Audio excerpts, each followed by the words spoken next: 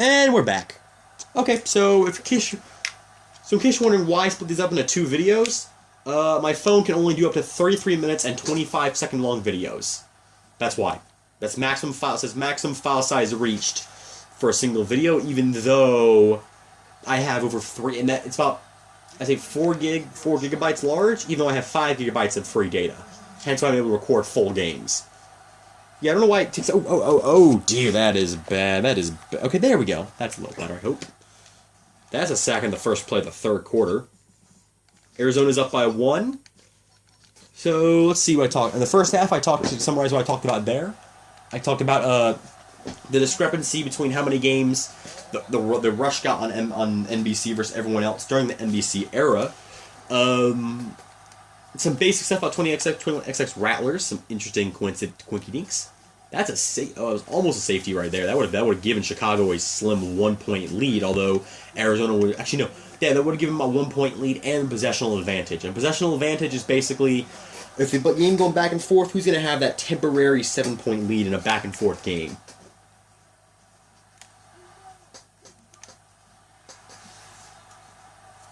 Fourth down coming up for the Rattlers, and looks like they're going to lose possessional advantage and give it up to Chicago here. And again, both these 2 teams, their strength is in their defense, not their offense.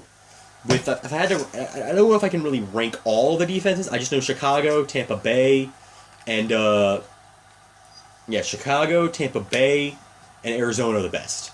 I guess New England's kind of bad. I can't really judge them too much. They're just kind of bad at all this year. That's no good, by the way.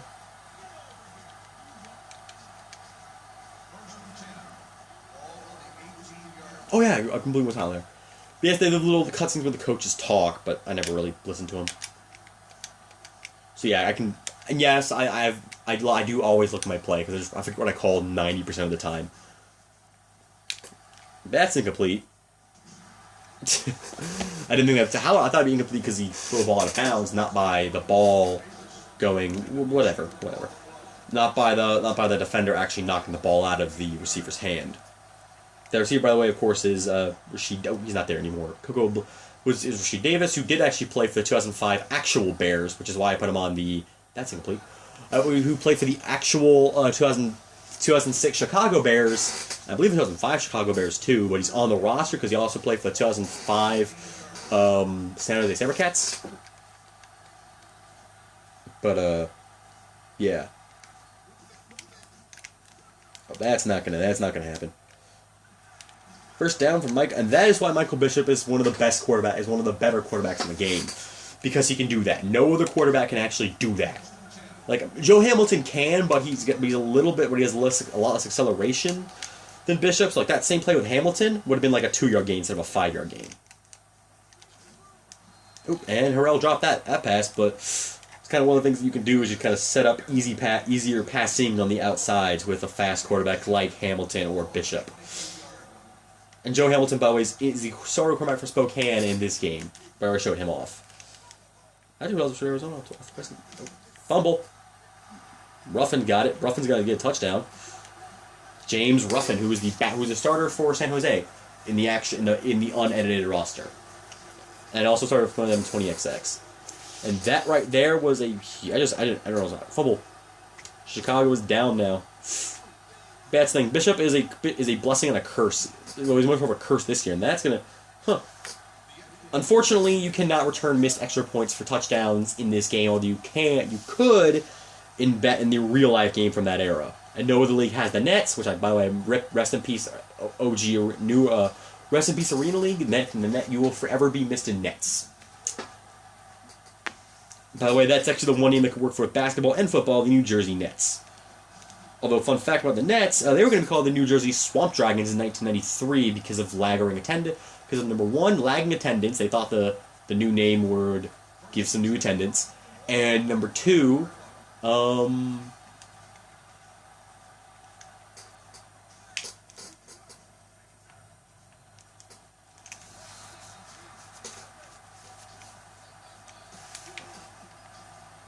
yeah, I was. And number 2, I forgot his name, Petrovic, I think. He died. A Croatian national, played for the Nets. Dražen Petrovic or something like that. Oh, that's incomplete. Oh, nice. Animation. Touchdown, Chicago.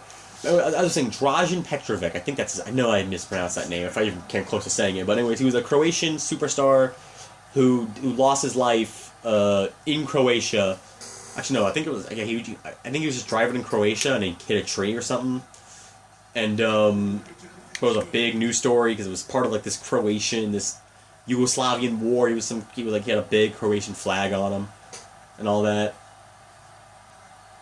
Vlade Divac made a whole 30 for 30 on it. The current Kings GM, former of Lakers and Kings center.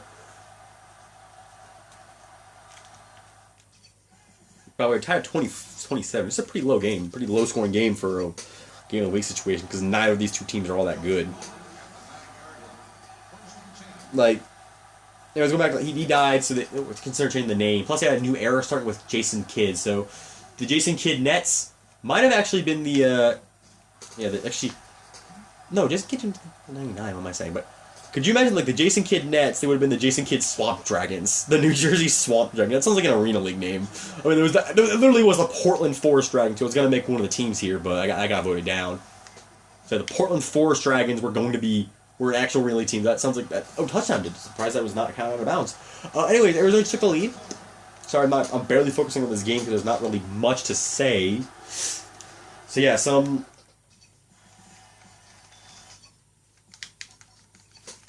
Yeah, the Jersey Swamp Dragon would be a thing. Yeah. Going on to this game, if I could highlight the strength and weaknesses of each of these two teams, I know it's kind of weird to do that in the third quarter instead of in some pregame thing, but Chicago's strength, their weakness is Michael Bishop, honestly, and their strength is their defensive line. It's not as good as it is last year, but they're decent. Actually, I don't really know Chicago's strength this year. I mean, it hasn't really popped up yet. They have decent receiving core, but so do a lot of other teams. Blaylock's far from anything deep. Blaylock's not all that good as a returner. Bishop's exciting, but he also throws way too many incompletions. That was wildly inconsistent. Well, no other quarterback can do that. Where they can run outside, force the press, force the blitz, and then throw the short pass. Nobody else can do it but Bishop. So there's so many things Bishop can do, but Bishop is not a good passer. At all. Well, that's something Bishop can do pretty easily. No one else can really do that, where they just run to the pocket. Although, Arizona is up leading into the fourth quarter here. Chicago, if they lose, they're going to go 1-4, already losing more games this year than all of last year, putting themselves at a massive disadvantage. That's incomplete. Nope, that was incomplete. Yeah, because he's facing the wrong direction. Because he's not a lefty, so... Is he a lefty in this game? I forgot if he's a lefty. I think he's a lefty. I think he's a lefty, actually. How about that? I think he's a lefty. Is he? Let me see. I haven't realized. Nah, he's a righty. He's a righty. So this is, again, the best two teams in the league from last year, both struggling early in a key game. So that could really define their seasons. Yeah, that's what I mean. 12 for 26. 12 for 26 passing. 240 yards. What? That's partly me because I always go for the deep route when I'm playing a video game, as you saw, and you have seen. But that's just, yeah. I'm just going to run, by the way, I'm about to use a player I haven't mentioned all game long, who was the cover athlete of the 2007, oh, never mind. I'm going to call timeout. Let me see if I can get him in. Is he going to pop up? There we go. Bob McMillan, number 44 for Chicago. He actually was the real-life cover athlete for this game. So something I can mention. And he's also a former Arizona Rattler, and he was an Arizona Rattler before he became a member of the Chicago Rush. And this is in the real life, not in the video game. And what's the other thing about him? Oh, he was also the third, I believe, all-time leading rusher in history, with number 2 being Dan Alexander, who had something like 43 rushing touchdowns in 2007. I don't know how in the world he got that, but yeah, he got 43 rushing touchdowns one year. And, who's the other guy I was thinking of? Oh, and Derek Ross, the legendary running back for the 2010s. What was a kicker tackle? The legendary running back for the 2010s Rush. Philadelphia Soul, and later the Jacksonville Sharks. In fact, Watch any Jacksonville Sharks game from 2018, and like every single ad for the Sharks, like those little ads, will have Derek Ross on it. He also was the last player. Yeah, he was the last Arena League player to play for the Jacksonville Sharks from the Arena Football League. Yeah, the last player from their Arena Football League team. That's tipped away. Game is tied, by the way, entering the fourth. This has been a pretty tight game. Low scoring, but tight. And yes, 34-34 is a low scoring Arena League game. That's the average score, at least this. Drop by Hunky Cooper. The average scoring game in this year it's been a little lower than the first 2 years. Although this year it's closer to like the low 40s, with like a low 30, a high 30s, so low 40s being the final score. But in the first year it was like 49-56. It was like, you know, your average Arena League. It was, you know, low 50s to high 40s. Yeah, it was not low 50s. Yeah, it was low 40s.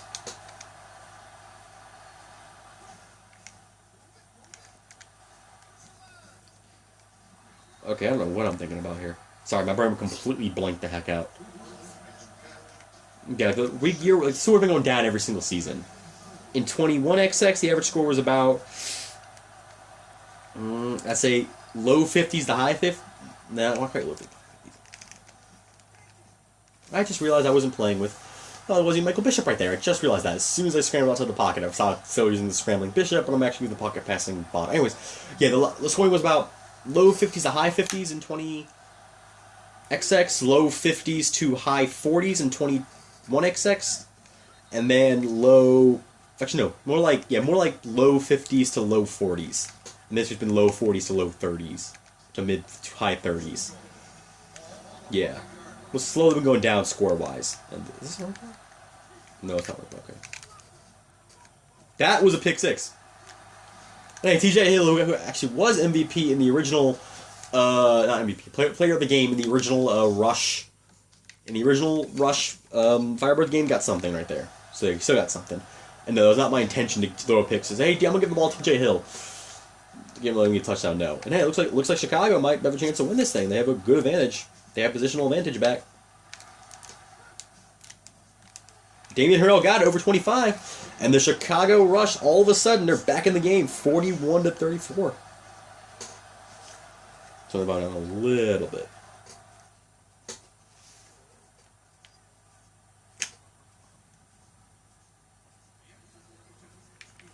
All right.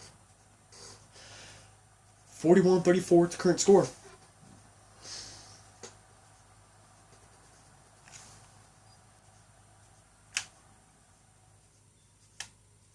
I think I hit my control of my... Yeah, I forgot. Whenever I hit my control of my knee... Yeah, it dislodges it. I didn't notice that. If I hit the control of my knee, it dislodges it. Just noticed that. Yeah, that's been control for like 10 years. I just noticed that now. Crazy. And this Geispert, the kicker with back-to-back tackles. Oh, right. I'm playing against Arizona's offense. Then I switched to Chicago. Alright, let's back up a little bit. Don't not too much. There we go. Alright, so Arizona has to go to the length of the field. And again, positional advantage is now in Chicago. They gotta do after Bonner's big pick. That's kind of the one thing that's holding Arizona back is Bonner throwing the big pick.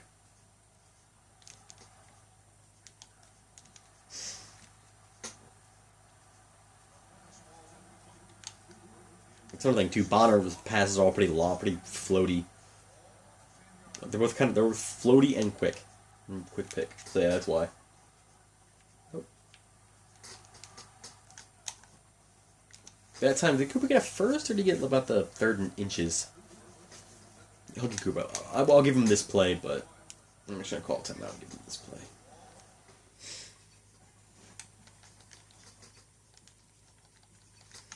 Okay, we're about to hit the 1 minute warning. That's why I called that timeout. That way I can give Arizona one last play to get some points, to get some yards or some points before I switch to Chicago's defense. Let's see. Or I get sacked horribly, or I get horribly sacked right there. That to force a 4th down and 9. Wait, what if the Rattlers are going for the field goal? What? Okay, I did not expect that. I'm not. Did that field goal good? The field goal is at least good. That's something. I mean, okay, the kick is good. I just did not expect the field goal call, even after that big sack. So yeah, it gets onside kick time, but Arizona only has one timeout, though, to stop Chicago. Okay, this might just be Chicago running the ball in the rest of the way.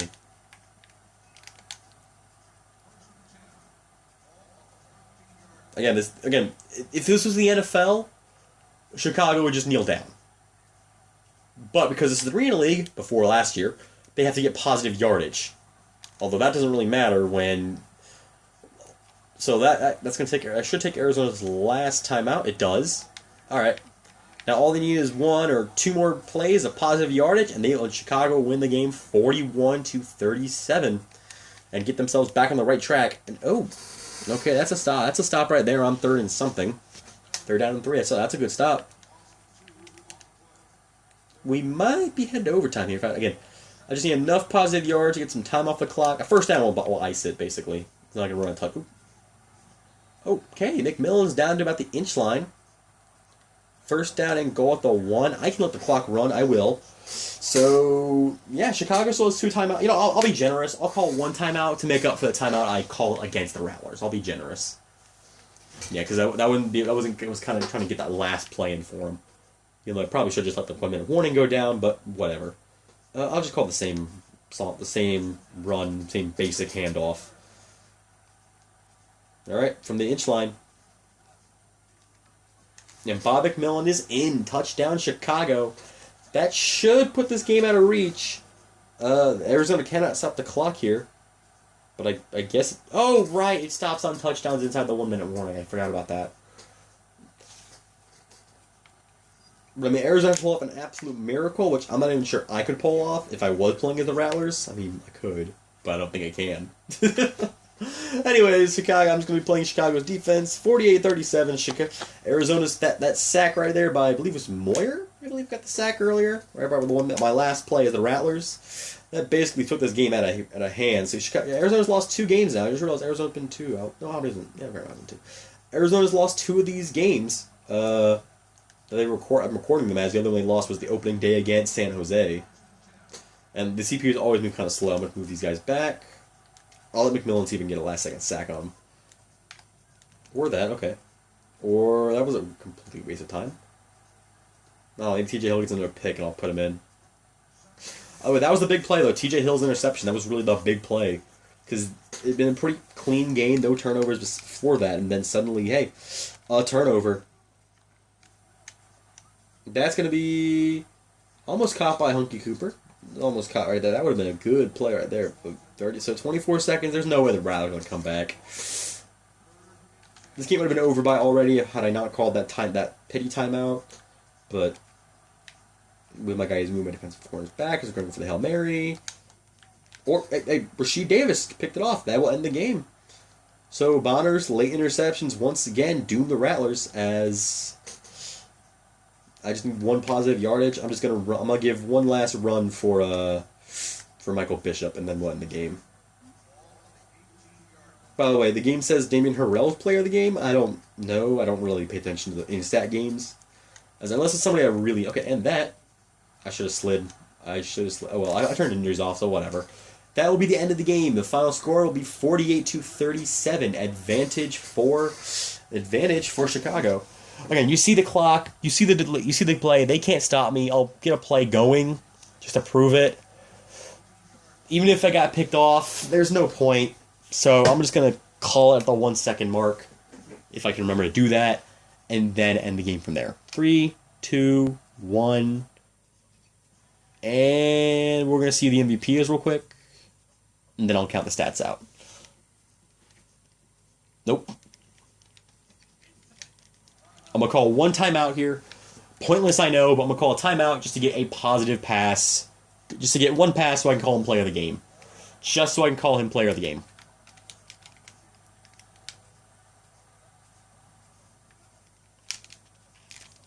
There we go. That way I can call him player of the game because that way he's 50% passing.